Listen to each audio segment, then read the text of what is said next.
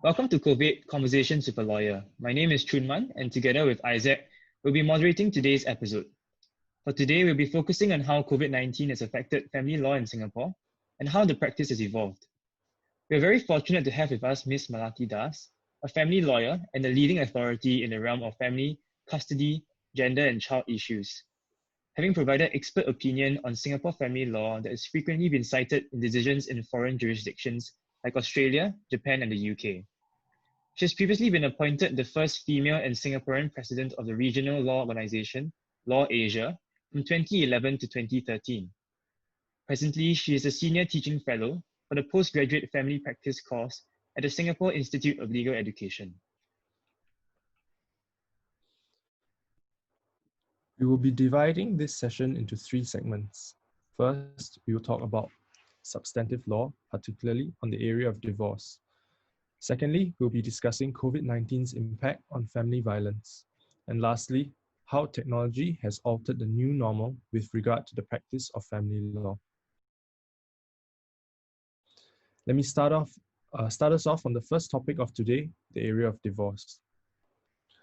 Given the circuit breaker restrictions implemented from 7th April to 1st June 2020, there were undoubtedly significant changes to day-to-day life for many Singaporeans. Ms. Das, perhaps you could share with us how such changes impacted divorced couples with access arrangements. Right. Thank you, Chunman and Isaac, for this opportunity. Before going into answering your question, I would really like to thank the COVID project team and NUS Law School, which happens to be my alma mater, for this very thoughtful initiative. More importantly, I want to thank you all for including family law as one of the focus topics of this project. Because as indicated to the project team, family law, in my view, is living law that impacts everybody's lives, regardless of whether or not you are ever involved in a family dispute, by the very fact that we are all members of a family, often in different capacities. And I hope that through this interview, we will get to show its particular relevance during the unprecedented global pandemic like COVID-19.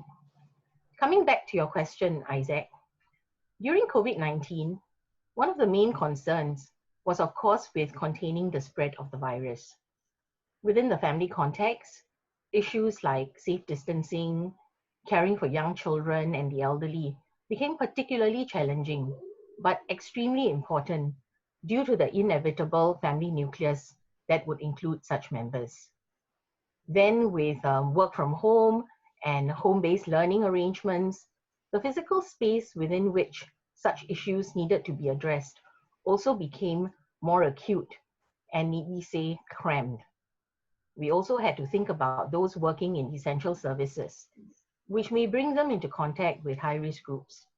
The safety of all these groups has become a matter of concern, both in intact families as well as those undergoing conflict. Though I'm sure you can imagine that if you're undergoing conflict, having this added layer of COVID-19 dangers poses a much more serious challenge. Then along came the circuit breaker, or the lockdown period, which later even got extended. And this was when additional restrictions were imposed.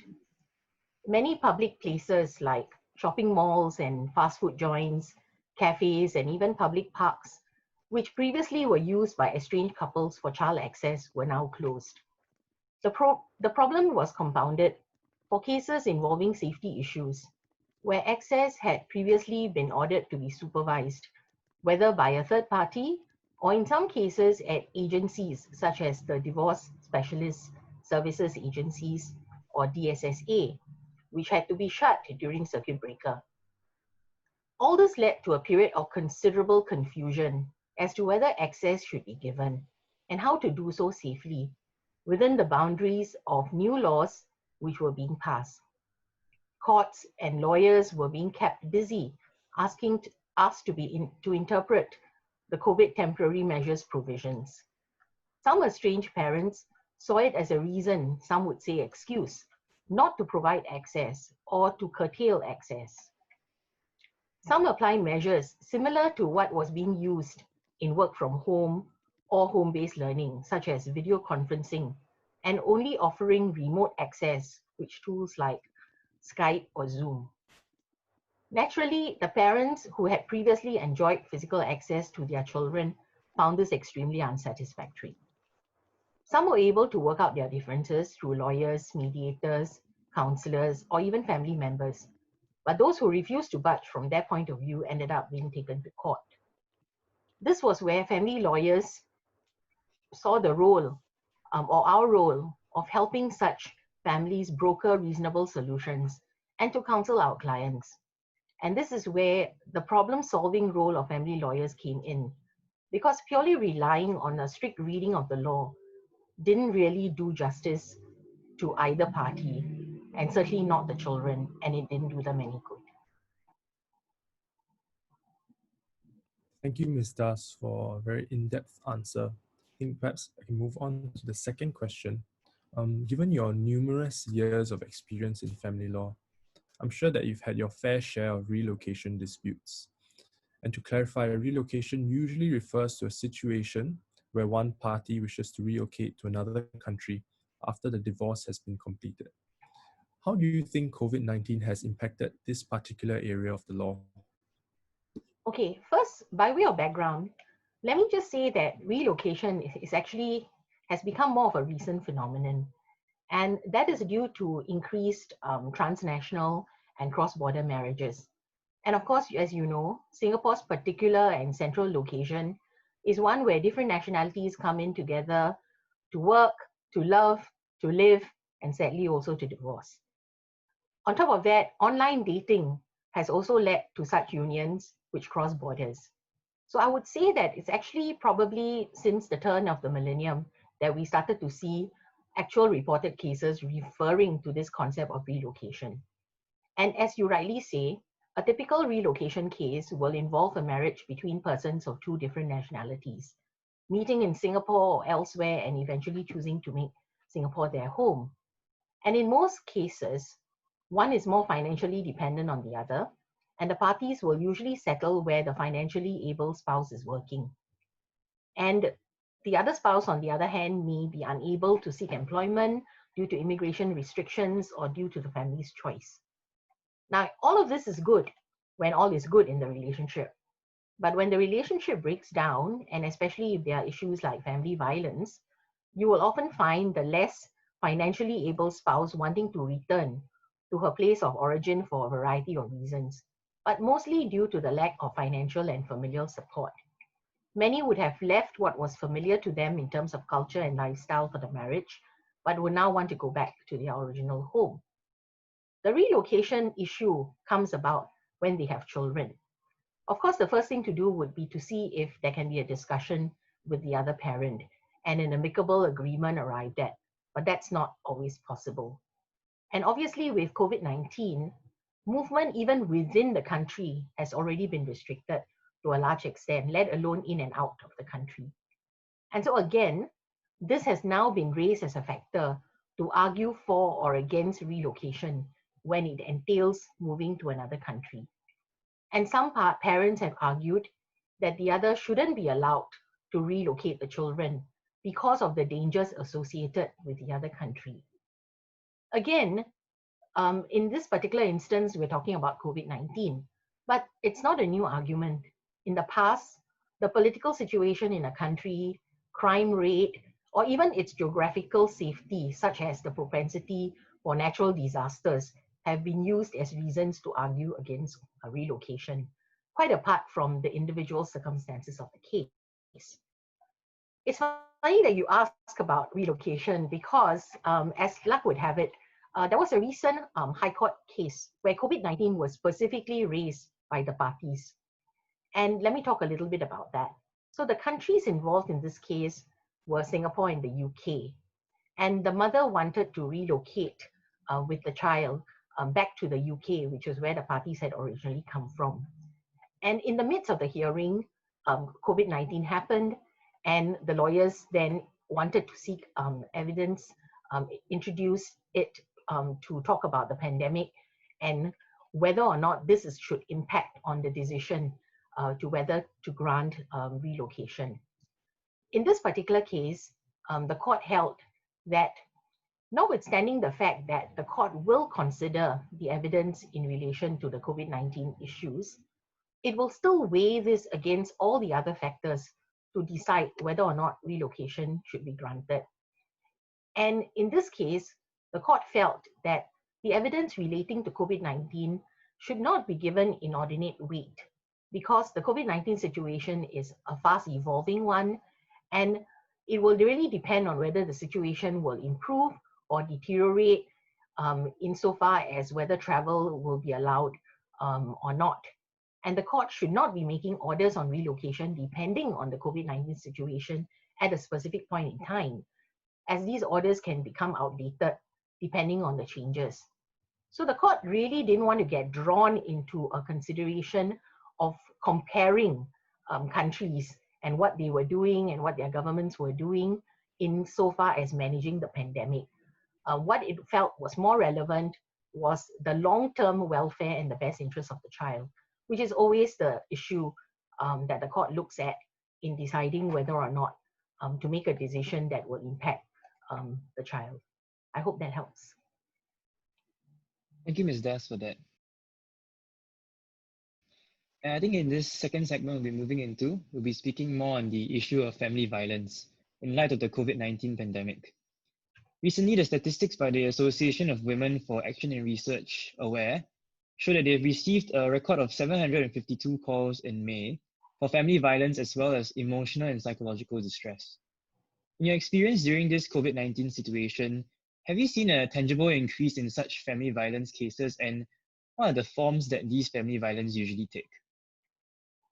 Well, basically, I think the statistics certainly can't lie. And I think apart from the AWARE research, I'm also aware, no pun intended, of a couple of other studies that have actually shown increased numbers. The numbers are not just in terms of calls to helpline, enrollment into shelters, as well as even the numbers, the increased numbers of applications for protection orders coming into the courts. So certainly, I would agree with you that there have been increased instances of reported cases. But then again, you know, this whole COVID-19 situation, these are really unprecedented times. And I think if we look at just the surrounding circumstances, in addition to the stress that is brought about by COVID, I mean, whether we are somebody, we know of someone who is in danger of contracting it or ourselves contracting it, we also have a whole host of other concerns, that day-to-day concerns that will impact on a person personally, such as your job security, the resulting economic downturn, day-to-day concerns like making sure you have access to basic needs and necessities, providing for your family. And then on top of it, these are changes to be managed, like, for example, both spouses now working from home, and then added stresses caused by having to administer home-based learning for your children. So these are not all welcome changes if you don't have the facilities or the means to cope. And then there may also be people who are essential service providers who have to put themselves in the front line of danger when they go out to work. Or on the other hand, there are people who suddenly have no work to do. All of this adds to tension at home, and this can, of course, be one of the causes that leads to family violence. And coming to the point you make of the different types of family violence, it can really take many forms.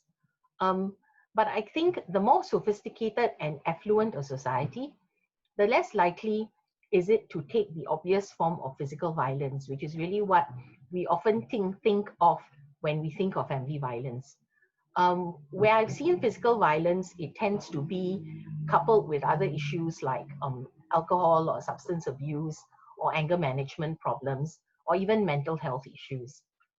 But on the other hand, the more common type of family violence we tend to see these days tends to manifest itself in more insidious forms, like controlling behavior, preventing access to family and friends, or financial resources.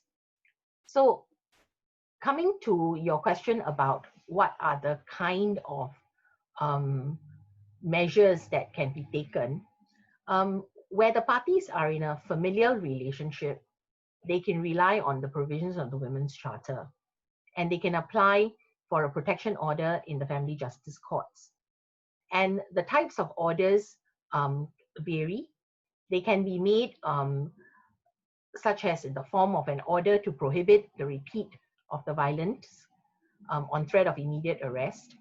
There can be orders for a mandatory counseling, and there can even be orders to exclude the perpetrator from either the home altogether or parts of the home. And in the case of parties who are not family members, they also have the option of invoking the Protection from Harassment Act or criminal laws for their protection. Thank you, Ms. Das.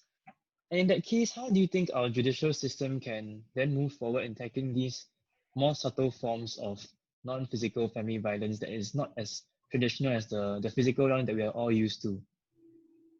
Well, a judicial system is only going to be as good as the laws that exist for it to apply, right? So there are limits to how much a judge is going to be able to stretch the law to fit the case scenario before them in order to do justice, no matter how desirable or necessary it will be. So in most cases, Parliament will have to step in to ensure that the laws are there and are updated to keep with the times and also reflect the changing values of society. Although I must say, in my experience, there has really been a lot of progress insofar as family violence laws in Singapore is concerned, although not to the extent that the practitioners would like to see. So let me go into that. So when I first started practice, the scope of family violence laws and who it could protect was still fairly limited.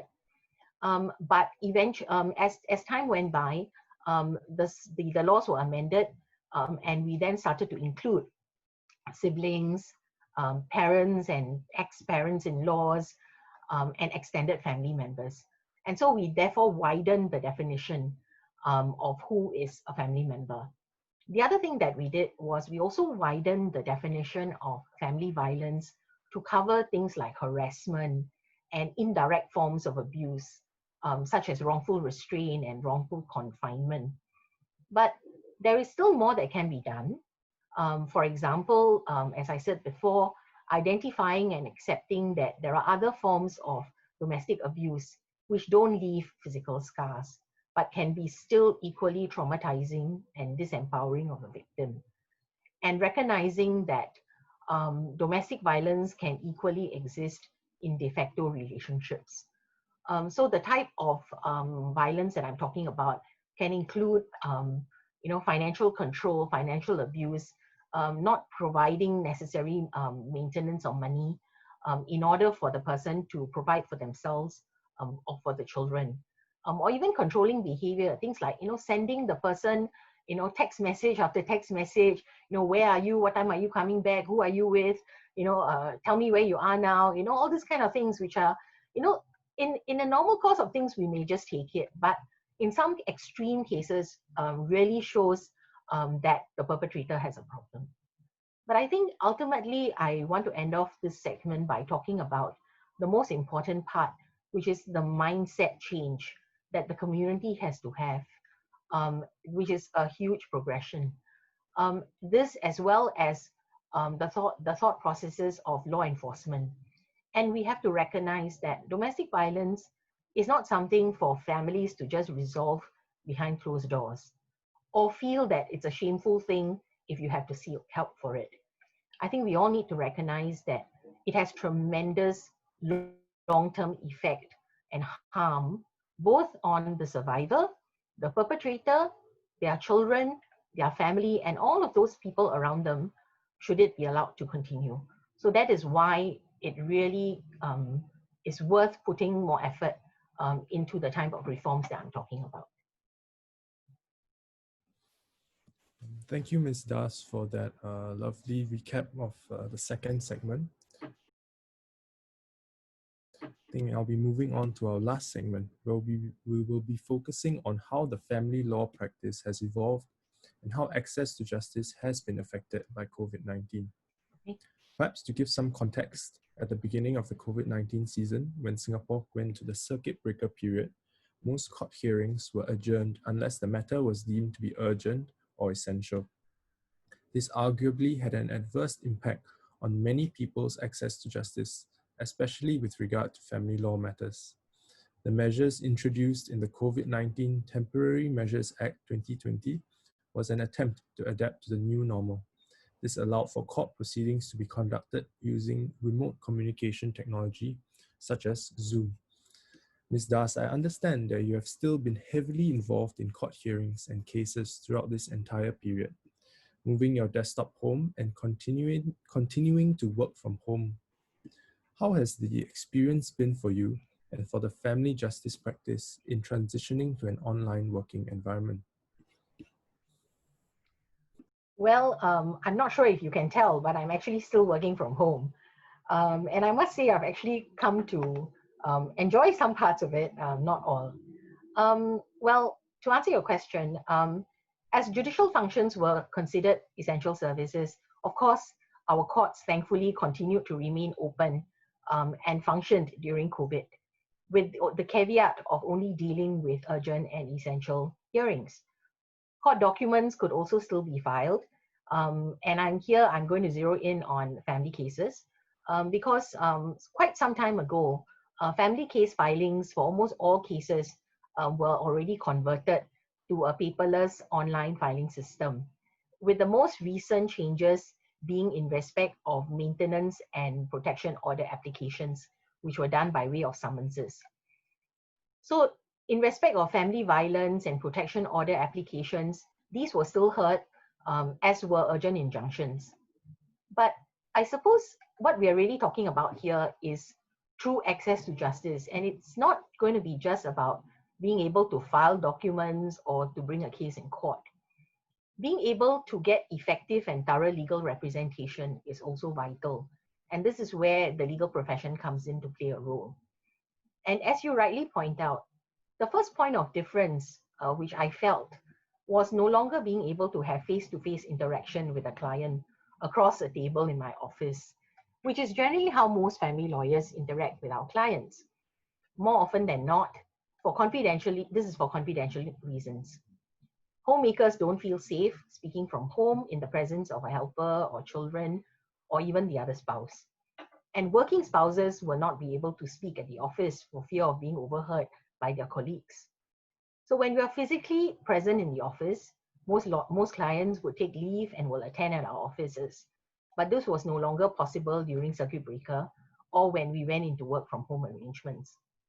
In some cases, clients were also not comfortable or familiar with the use of technology. So it was not as straightforward as having Zoom calls or having a video conference online. And also you would know that our ethical rules require us to ensure that we ascertain the identity of our client. We have know your client rules. And so privacy issues and the use of technology pose challenges. And of course, machinery cannot replace humanity. And the nature of family practice requires a lot of empathy and connection with the family client, more so than one would have with a commercial client, for example. But having said that, compared to many other countries, I think we're very lucky because most people in Singapore are digitally enabled and they would at least own a handphone or have access to a computer. Where it came to older clients, for example, that was a little bit more challenging. But even then, they were able to enlist the help of their adult children to help with managing connectivity or to help them to send instructions and documents by email. So at the end of the day, we just coped and we continue to cope. So Ms. Das, with this transition to online platforms and interactions, what are your experiences on how it has been beneficial or disadvantageous for family lawyers and clients? Well, I think as family lawyers, we have had to learn to adapt and to find ways to reach out to the client. With the time saved on commuting to and from court and waiting time, we were able to work more efficiently, although I must say, I think I worked more and harder. We have now used less paper And so we have to adapt to reading soft copies of the computer, navigating documents while you're in the midst of a Zoom hearing. So I would also have thought that, there are a lot more disadvantages, I think, from the client's perspective, to having to adapt to these changes. But I think it also meant that we could be creative about how we could find solutions to work around the issues. So let me give you an example. During COVID and with the travel restrictions, I had a cross-border case which involved a foreign party who was under lockdown in her own country. Yet we managed to take part in a Zoom mediation at the Child Focus Resolution Center at the Family Justice Court. And we were able to do this complete with an interpreter who spoke her language by getting him to dial in, the other party as well as his lawyer, and then the CFRC judge who was able to navigate between the waiting rooms on Zoom.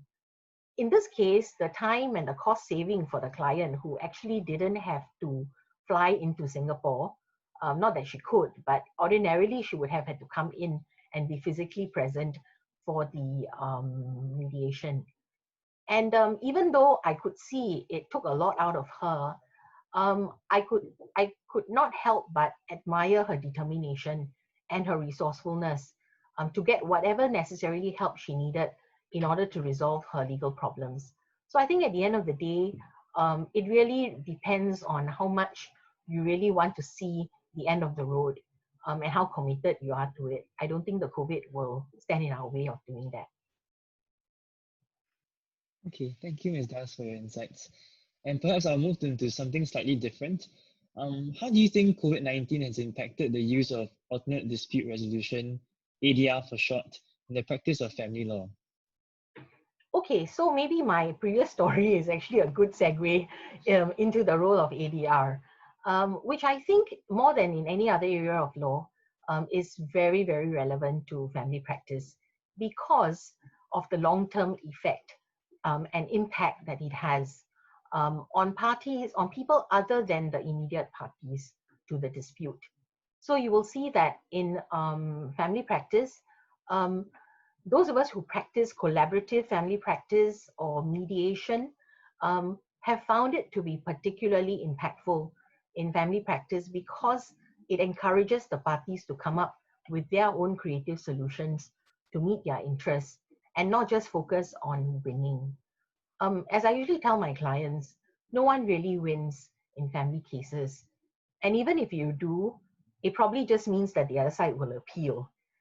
However, when you are able to reach a mediated outcome, at least you can discount any appeal.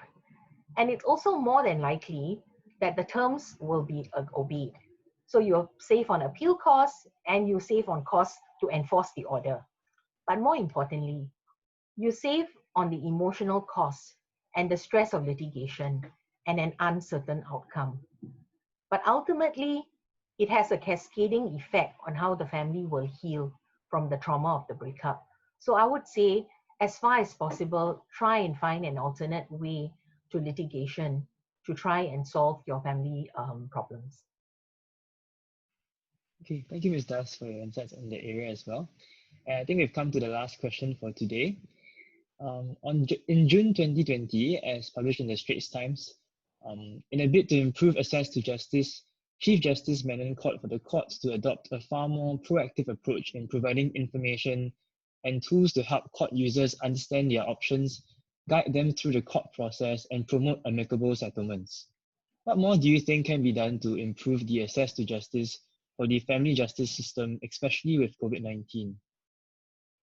Well, first of all, can I say that as a lawyer, I was really proud to see how quickly the profession and the judiciary stepped up during the COVID pandemic to physically adapt to the necessary physical changes, including working from home, telecommuting, practicing safe distancing, as well as remote hearings. For the profession, I know the Law Society exercised leadership in providing resources that greatly assisted us in this. Everybody stepped up, and I think that showed a maturity and a general sense of caring towards how we could assist the community as a whole to ride over this crisis. But life had to go on. And after we all reeled from the shock, we had to adopt new habits, adapt to new norms, and learn to be more adept at anticipating the unexpected, and generally exercise more tolerance as we help others keep up. Someone shared a meme on social media yesterday that credited the phrase, "you're on mute," as being the quote for 2020. I cannot tell you the number of times I started speaking at a meeting or a webinar or even a court hearing, forgetting to unmute myself first. But I also found time to learn new ways of doing things with tools like Zoom and Skype and MS Teams and GoToMeetings. I probably attended more webinars and online conferences than the whole of last year put together during the first 6 months of this year. And I learned more about what was happening in other jurisdictions and generally how to lawyer better for my clients. I know that in the family justice courts, the new watchword is therapeutic justice, which somehow seems apt in times of pandemic because there's really no better time to appreciate the need to heal families as part of the aims of the work we do in family justice. I think more than being just arbiters of rights and wrongs, judges should guide parties, and to do this with the assistance and not hindrance of lawyers, so that parties can choose the path of less pain and trauma for themselves, their children, and family members. So I think now is the time for us to think out of the box, find ways to do things in a different way, sign affidavits through video conferencing, allow wills to be executed remotely. Some are the things for which we have laws already in place, but others may require law reform. But I think all of us together should see this as an opportunity to make practical and relevant changes so that we can help the community as a whole to ride through this wave. Those are my thoughts. Thank you very much. Thank you so much, Ms. Das, for your insights and experience on how COVID-19 has affected the law on divorce and family violence, as well as how the practice and people's access to justice has been impacted in these unprecedented times. On behalf of the wider COV-AID project team, we would like to extend our sincere gratitude to you for spending time to share with us your insights and experiences, with us as well as the larger public. With that, we hope you have enjoyed today's session and that it's been an informative one for anyone listening.